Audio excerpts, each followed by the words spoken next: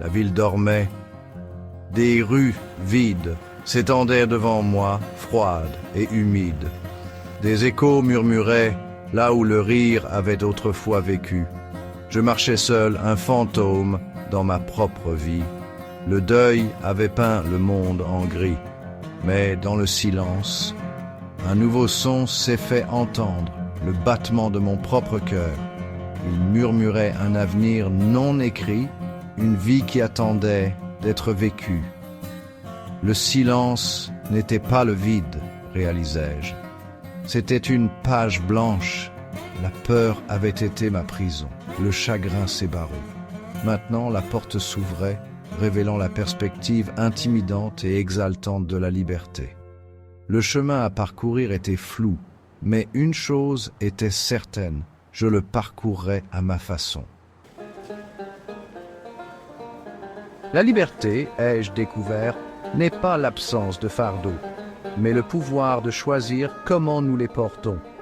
Le chagrin est resté, une douleur sourde dans ma poitrine. Pourtant, à côté de lui, une détermination féroce a fleuri. Je reconstruirai, plus forte, plus vraie qu'avant. Cette fois, sur une fondation de foi. Non pas dans le dogme ou le rituel, mais dans la force durable de l'esprit humain.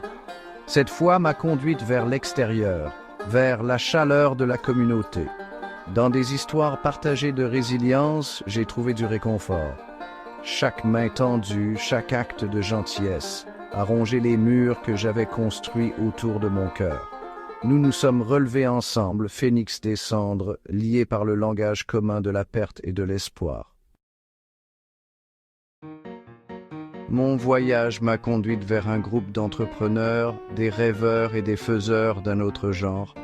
Ils parlaient d'innovation, de bousculer le statu quo, mais plus que les profits, ils valorisaient le but. L'intégrité était leur boussole, la vérité leur étoile polaire. Leur succès ne se mesurait pas en euros, mais à l'impact positif qu'ils avaient sur le monde. Leur énergie était contagieuse, leur passion un phare. Je me suis retrouvé attiré par leur vision, inspiré par leur croyance indéfectible en un avenir meilleur. Parmi eux, j'ai commencé à reconstruire non seulement une entreprise, mais une vie. Une brique à la fois, posée avec le mortier du travail acharné, de la discipline et d'une foi inébranlable dans le pouvoir de la connexion humaine.